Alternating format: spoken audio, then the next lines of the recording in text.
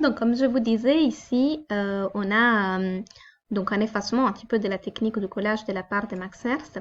Et l'artiste, il fait référence à un conte d'Anderson qui s'appelle Le Rossignol et l'empereur de Chine.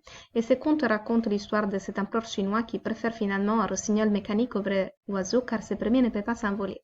Alors, on a cette thématique de la machine qui revient, dont on en avait parlé lors du cours sur le dadaïsme par rapport à Duchamp. Évidemment, cet rapport à la machine, c'est un rapport qui est tout à fait compréhensible à cette époque-là, on est en 1920, d'accord? Donc, avec aussi les rapports à l'évolution technique et à l'éclatement de la guerre, d'accord? Et ici, ça vient encore d'autant plus fort, puisque qu'est-ce qu'il est représenté finalement dans ces collages? Si on observe attentivement, bien sûr, on peut reconnaître l'image d'oiseau reconstituée avec cette sorte d'éventail, le bec ici, l'œil, mais on retrouve des bras humains et cet élément central qui constitue un petit peu le corps d'oiseau qui est, donc ici on a les pattes, etc., qui est constitué par une bombe, d'accord? Et donc, il y a aussi ces liens entre les démembrements des bras, la bombe, vraiment des éléments de son époque d'une façon assez explicite. En plus, s'il fait référence à ces contes, on a cette rossignol mécanique euh, préférée, du coup, parce qu'il ne peut pas s'envoler. C'est un petit peu aussi la domination de l'homme grâce à la technologie face un petit peu à la nature, etc. Et donc, ce genre de proposition est assez différente par rapport au collage dadaïste qui mettait en avant vraiment le côté aléatoire. Ici, ce n'est pas tout à fait aléatoire, même si les associations sont improbables, d'accord?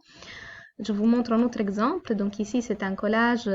Donc c'est la chambre donc il nous dit la chambre à coucher de Max Ernst vaut la peine d'y passer une nuit. C'est ce qui est écrit ici en allemand. Alors, on retrouve donc à nouveau cette technique du collage avec plusieurs animaux, dont un ours, un mouton, un serpent, une baleine, une chauve-souris, un poisson, etc., des éléments des décors, des meubles, dans l'intérieur de cette pièce. Donc, il avait repris des livres illustrés de l'époque. Et là aussi, vous voyez, la technique du collage, elle n'est pas mise en avant on peut pas voir les découpes, d'accord? C'est quelque chose qui reviendra souvent dans le travail de Max Ernst.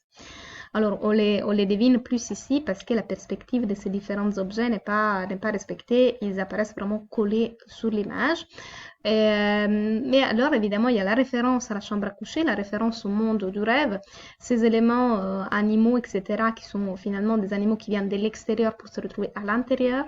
Et donc, ici, évidemment, il y a aussi les lits. Bon, ce couleur jaune pourrait également faire penser à la chambre de Vincent Van Gogh.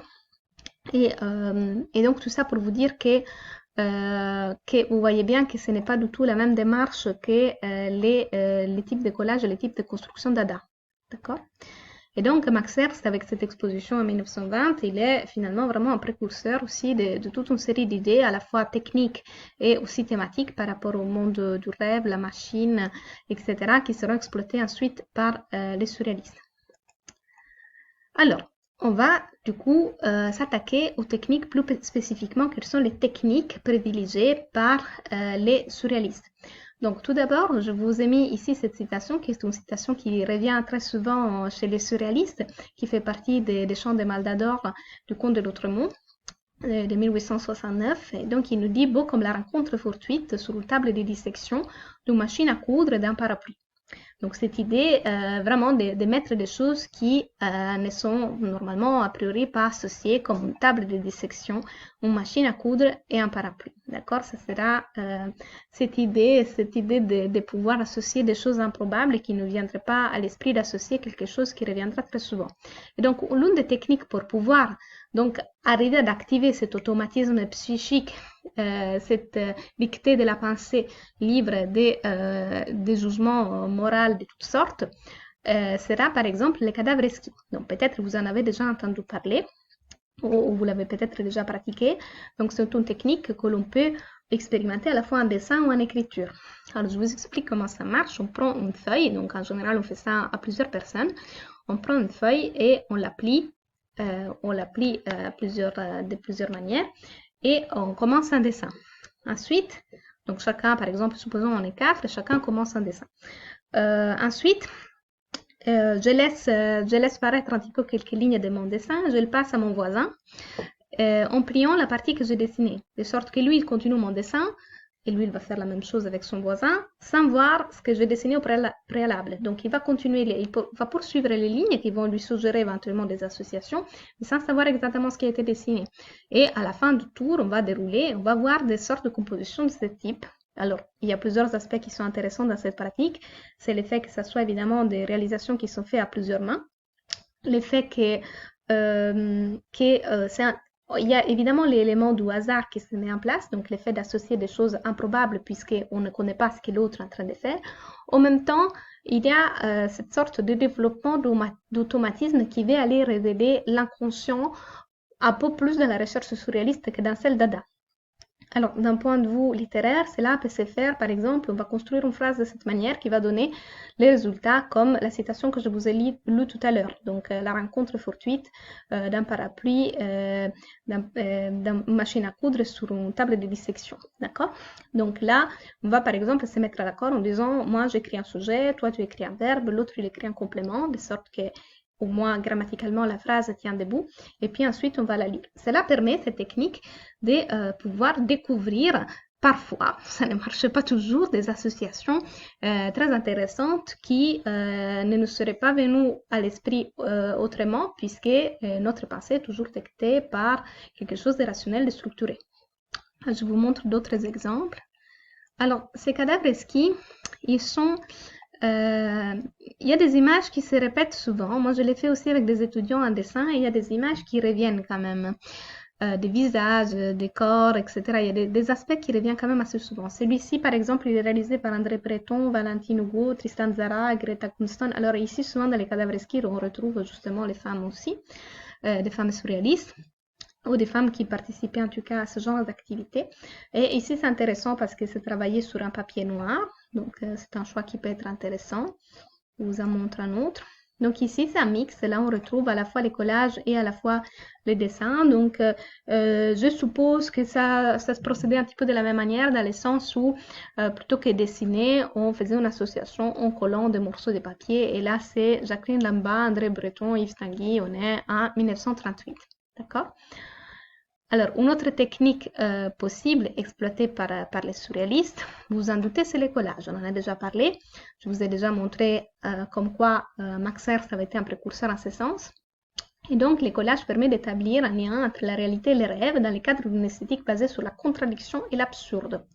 Le collage est le moyen idéal car il permet la multiplication et la superposition d'éléments hétérogènes. D'accord? Et donc, c'est une autre possibilité pour pouvoir faire cette association qui vont activer cet automatisme psychique, et aussi par la rapidité avec laquelle on peut faire nos compositions. Alors, Max Ernst, pour ça, il était vraiment le maître en la matière et il a construit, je vais le prendre un instant.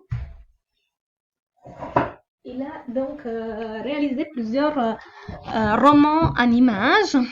Alors, il faut savoir qu'à l'époque, c'était le moment où André Breton il avait décidé qu'un roman ne pouvait pas être surréaliste, et donc il avait un petit peu interdit d'écrire des romans. Bon, je vous disais que c'était un personnage un petit peu qui aimait bien les injonctions. Et alors, on a La femme sans tête, 1929, Le rêve d'une petite fille qui voulut entrer au Carmel, Une semaine de bonté ou les 7 éléments capitaux. Donc, il s'agit de livres entiers composés d'images. Donc, ici, moi, j'ai toute la récolte de tous ces collages. C'est dans une édition italienne. Alors, en fait, c'est à chaque fois, c'est impressionnant. Donc, ces collages est juste un titre. Donc, c'est vraiment l'idée d'avoir une histoire par image. Histoire qui, évidemment, est surréaliste, d'accord? Et donc, qui ne suit pas vraiment un fil. Vous voyez la brique que c'est. Donc, tout ça, c'est que des collages, d'accord? Où il y a dedans les trois. Ça va? Et je vous montre comment il procédait parce que c'est vraiment quelque chose de très, très particulier, sa façon de réaliser ces collages. Donc, en fait, il se servait d'illustrations du 19e siècle, comme celle-ci. Donc, ici, c'est sympa parce que j'ai trouvé l'original. Donc illustration typique de gravures d'époque. Et il allait remplacer des éléments. Donc par exemple ici l'homme il est transformé dans une sorte d'oiseau. Ici, on a dans les cadres, ici, le tableau, il est remplacé par une figure de la même femme, sans doute d'une illustration du même volume. On a un animal, sorte de petit dragon qui est inséré. Et donc, en fait, il réalisait donc ces sortes d'histoires un petit peu surréalistes et imaginaires en effaçant un petit peu la technique, comme je vous ai dit tout à l'heure. En fait, il gardait même pas les originaux.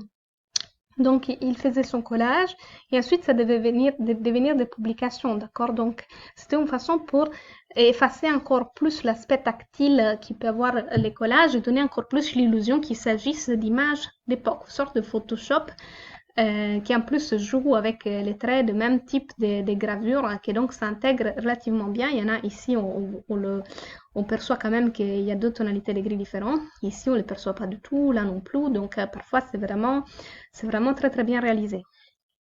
Alors, je vous en montre un autre. Donc ici, c'est tiré d'une semaine de bonté. On a donc cet homme dont la tête a été remplacée par un oiseau, cette sphinx qu'on voit à l'arrière-plan avec d'autres éléments. Vous voyez comment c'est bien intégré. Et donc tous ces collages racontent une histoire qui n'est pas forcément très cohérente et qui a aussi différents styles. Ici, je n'ai pas trouvé les images, mais il y en a qui sont beaucoup plus épurés et qui sont un petit peu finalement un portrait d'une société, un portrait de certains types d'imaginaire où on retrouve par exemple la figure de la femme, elle est toujours représentée, et ça sera quelque chose de récurrent chez les surréalistes, comme la représentation un petit peu du désir sexuel qui revient constamment. On peut faire l'association du coup avec ces images et des travails symbolistes, d'accord? Vous voyez ici. Et donc, toute la fascination vient un petit peu de cet univers que lui, il va appeler pour réaliser ce collage avec justement des estampes d'époque. Et donc, ça crée un ultérieur décalage par rapport à l'image que nous observons. D'accord? Donc, c'est un travail que je vous invite à creuser davantage. Ici, je ne peux pas le traiter en détail, sinon on devrait faire une vidéo rien que pour ça. À y réfléchir, peut-être que je ferai ça à un autre moment.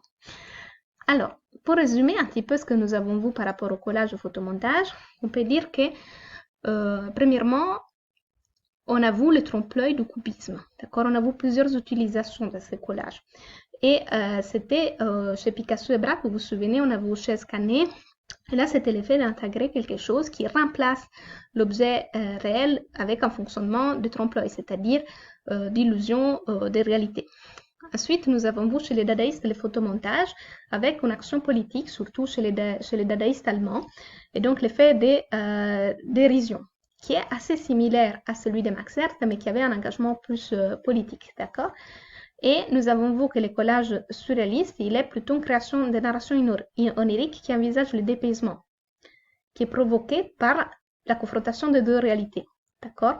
Donc, comme par exemple, ici, les images donc, qui proviennent de certains types de catalogues et des images qui ne sont pas censées être associées. D'accord? Et donc, rencontre entre deux mondes, deux réalités non compatibles. Alors, je vais